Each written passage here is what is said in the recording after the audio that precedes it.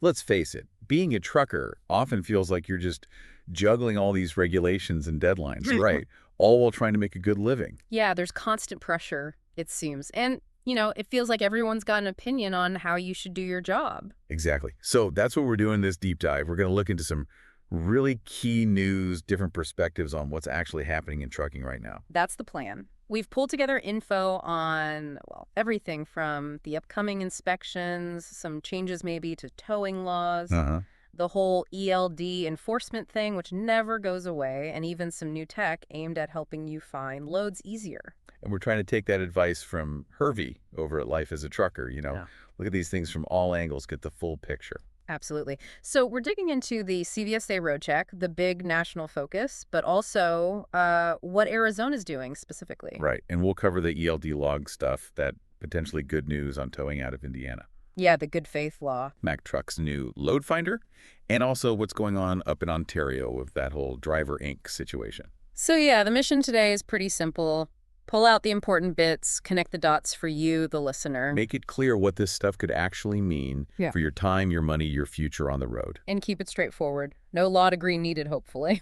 Okay, let's get rolling then. First up, probably top of mind for a lot of folks right now, Hi. the CVSA International Roadcheck, coming up May 13th to the 15th. That's right. And nationally, the big focus areas from CVSA this year are steering, suspension, and those tractor protection systems. Critical stuff. Absolutely vital for safety. I mean, think about it. Steering goes wrong, you lose control. Yeah. Suspension issues, that messes with your grip, especially cornering or in bad weather. Yeah. And those tractor protection systems, that's kind of your last defense if there's a trailer separation or a major airline failure. Knowing how they work isn't just for the inspection, it's about preventing, really bad accidents. Definitely. So drivers should be checking for things like corroded glad hands, kinked airlines, that kind of stuff. Exactly, the common failure points. Okay, so that's the national picture. But Arizona, they're adding their own layer to this, focusing on I-10 and I-40. Yeah, Arizona's approach is interesting because it's so targeted. They're really zoning in on tire conditions and driver logs, HOS compliance, specifically along those big corridors. Why those highways particularly? Well, they're major freight arteries, right, moving tons of goods from the California ports eastward. So by hitting strategic spots like rest areas and way stations there, they can, well, maximize their enforcement efforts. It's about efficiency for them. Okay, so if you're driving through Arizona on I-10 or I-40 during that time, what specifically should you be double-checking? Tires, definitely. Expect a really close look. They'll check pressure too low, mismatched, anything like that. Cracks, bulges, exposed cords on the sidewalls. Standard checks, but maybe more intense. Yeah. And tread depth is huge. Under 432 on steers or 232 elsewhere, you're likely getting parked. They'll also look for uneven wear, which might point to other issues like alignment. And you mentioned they check the inner duals too. Oh, yeah. They're getting down there with flashlights. Don't forget those. And then for logs, they're pulling your ELD data and basically comparing it against everything else. Like what? Fuel receipts, toll records, maybe GPS data, your own annotations, things like weird personal conveyance use or split sleeper times that don't quite add up can raise red flags. And of course, if your ELD isn't working right and you haven't noted it properly, problem. Sounds intense. Yeah. What are drivers saying about this Arizona focus? Well, looking at forums and trucker chat, some feel it's kind of like nitpicking, focusing on things that might be easy to miss, maybe more about boosting numbers than catching major safety issues. I've heard that before. It's always Arizona. Yeah, that sentiment is definitely out there. And no surprise, concerns about ELDs pop up too. Drivers feel the HOS rules are tight already, and sometimes violations are just simple mistakes, not trying to cheat. So practical steps then.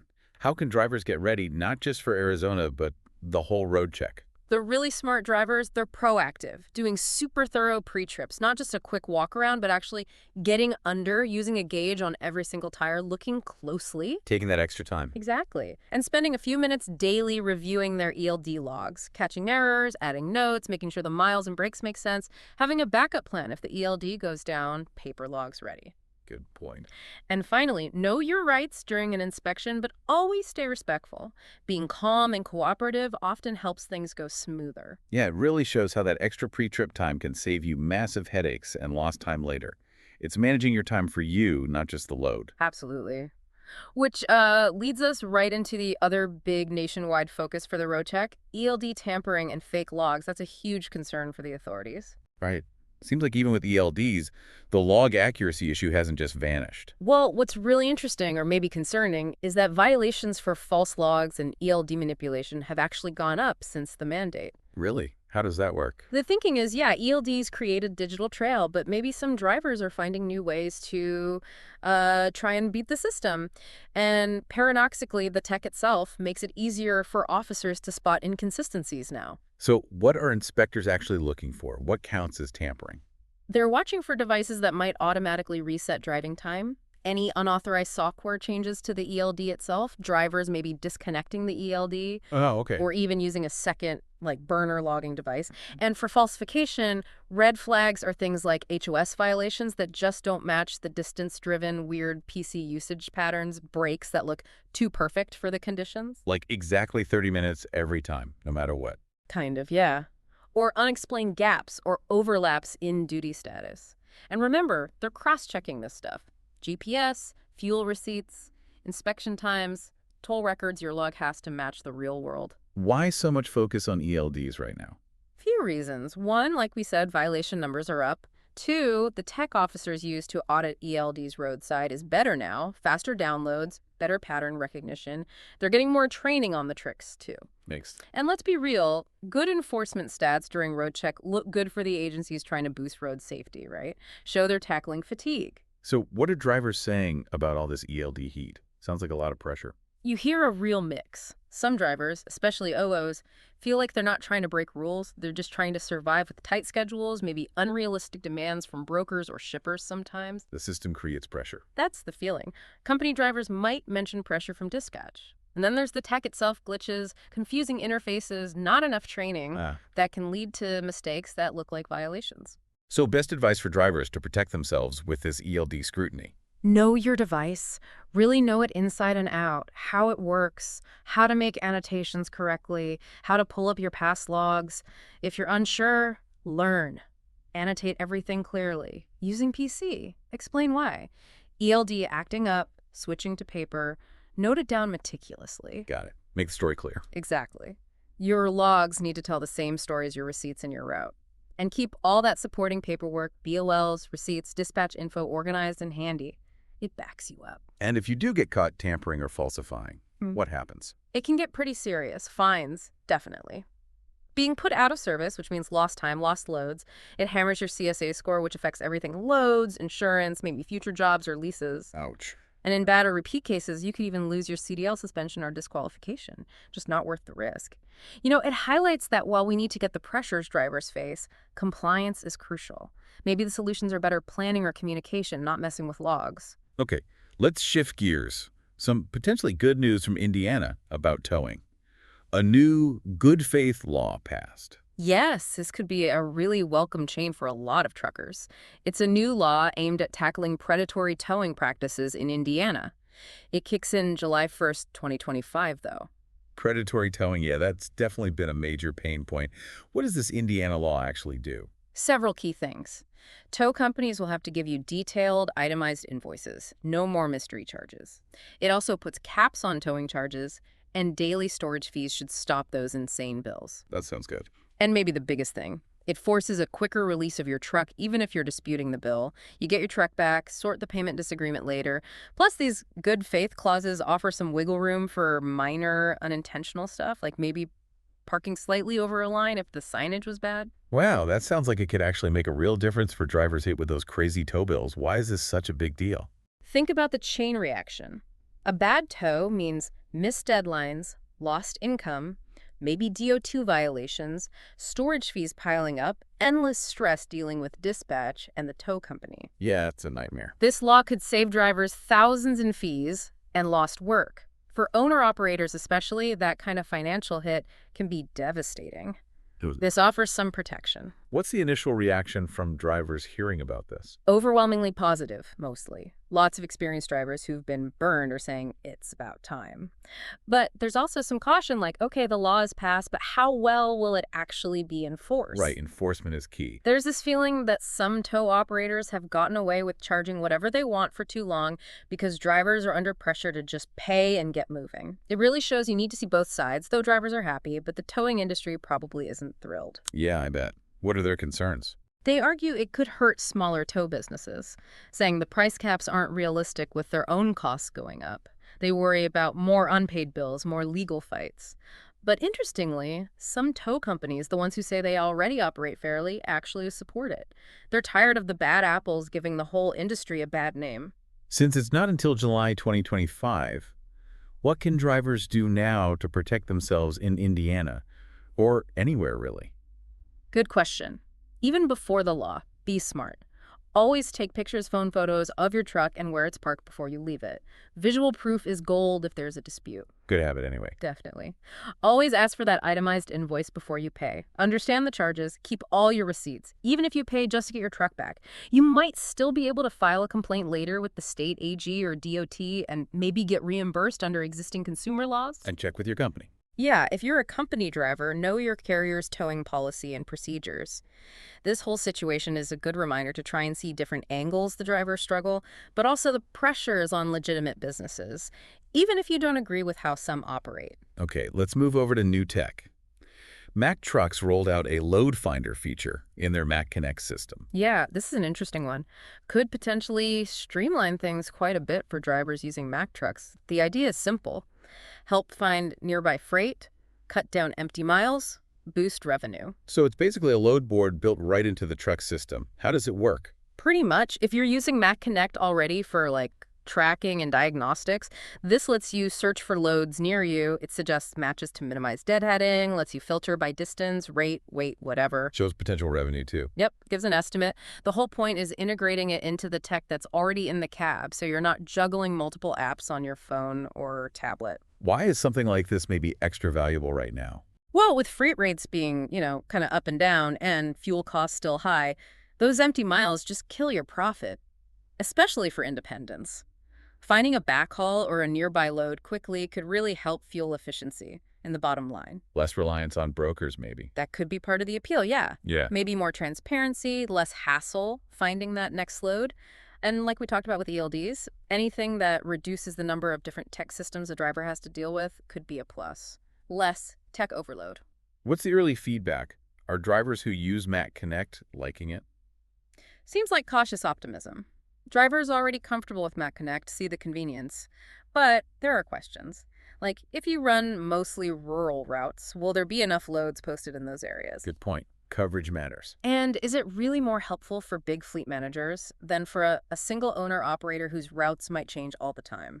Those are the kinds of things people are wondering. What are the potential upsides for owner-operators specifically, if it works well? Could mean more flexibility in planning, right? Finding reloads easier without tons of calls or constantly checking different apps. If the rate data is truly transparent before you accept, that empowers drivers to avoid lowball offers. And yeah, just simplifying the tech they use daily. Any potential downsides or things drivers should watch out for? Oh, definitely. How fast and accurate is the data? Freight disappears fast. If the load finder isn't showing real-time info, drivers will just go back to what they know works. Yeah, trust is key. And its success depends on Mack building partnerships with enough brokers and shippers to get a good volume of loads listed. If the selection is thin, you'll still need other load boards. And obviously, it's only for Mack Connect users right now. Right, exclusivity. So yeah, it's a tool that could help manage time and boost income, but we'll have to see how effective it really is in the real world. Okay, finally, let's jump over the border to Ontario, Canada. There's this crackdown happening on something called the Driver Inc. bottle. Yeah, this is a really big deal in Canadian trucking right now. Driver Inc. is basically when some trucking companies misclassify their company drivers as incorporated contractors. So they're driving the company's truck, but getting paid like they run their own business. Exactly. But it's not like a true owner-operator who owns their rig and calls the shots. These drivers are often still following company schedules, using company equipment, but the company avoids paying for benefits, payroll taxes, workers' comp, that kind of thing. So it's a way around labor laws, essentially. Pretty much. And under Canadian law, it's often seen as illegal misclassification because they don't have the real independence of a contractor. The Ontario Trucking Association, the OTA, has been fighting this hard. They call it an underground economy that hurts drivers and legitimate carriers. What's the OTA actually doing about it? A lot of lobbying, trying to raise awareness with the government and public. They're pushing for better coordination between the Ministry of Labor, Ministry of Finance, and the Canada Revenue Agency, the CRA, to find and penalize companies doing this. Have they had any success? They say yes. They report there have been enforcement actions and penalties against some carriers already. Why should a driver who might be in one of these Driver Inc. setups be concerned? The risks are actually pretty big for the driver. You miss out on huge things. Employment insurance, workers' comp if you get hurt, paid sick days, vacation pay, overtime. All the standard employee protections. Right. Plus, you're responsible for handling all your own taxes, and often without good guidance. No company pension contributions, none of that safety net. And the kicker is, if the CRA audits you and decides you are misclassified, you could owe a ton in back taxes and penalties. So the take-home pay might look good up front, but the hidden costs and risks are high. Exactly. You're often way more financially vulnerable long-term, carrying all the risk yourself. Even with those risks, are some drivers defending this model? It's mixed. You do hear some drivers say they like the perceived freedom, the flexibility, maybe feeling like they control their income more. Some carriers even try to sell it as a tax advantage, which is often misleading when you factor everything in. But the CRA is watching more closely. Definitely. They're ramping up scrutiny. And on the other side, some carriers are apparently getting nervous about penalties or losing government contracts, so they're starting to shift back to proper employee models. What's the outlook here? Is this just Ontario or potentially Canada-wide? The OTA wants stronger enforcement everywhere in Canada. There's talk about creating public lists of compliant carriers so drivers and shippers can easily check if a company is playing by the rules. Leveling the playing field. That's the goal, making sure legitimate operators aren't undercut by companies using this model. Again, it really forces you to see the different sides the OTA fighting for fairness versus some drivers who feel they benefit from the current setup, even with the risks. It's about protecting drivers long term. Wow, okay. We've covered a ton here. Inspections, ELDs, towing changes, new tech, labor practices. It really drives home how all this stuff is connected in a trucker's world, doesn't it? It really does. Whether it's doing that careful pre-trip to dodge fines and downtime, really understanding ELDs to protect your license, or knowing about a new towing law that could save you money, it all hits your time, your income, your quality of life. And it loops back to that idea of managing your time well, not just for the shipper, but for yourself. Like Hervey at Life, as a trucker says, using that downtime to learn skills, maybe look into online income, building your own future. Being informed, being proactive, that's the key. Knowing the rules, your rights, what's changing in the industry, it empowers you to handle these challenges better. So key takeaways from today. Get ready for Roadcheck, know the focus areas, keep those ELD logs clean and well documented. Watch for that Indiana towing relief coming in 2025. Keep an eye on tech like the Mack Load Finder, understand the pros and cons, and stay aware of the Driver Inc. situation and efforts for fair labor practices. It's really about seeing all sides, like we said, and putting your own well-being and future first in this demanding job. Exactly. And don't forget resources like retirefromtruckin.com and lifeasatrucker.com. They're out there to help you stay informed and maybe explore those other income ideas. Right. So here's maybe a final thought to leave you with. Beyond just the day-to-day driving, what are you actively doing to shape your future in trucking? How are you building that long-term security and maybe even personal growth? Definitely something to chew on.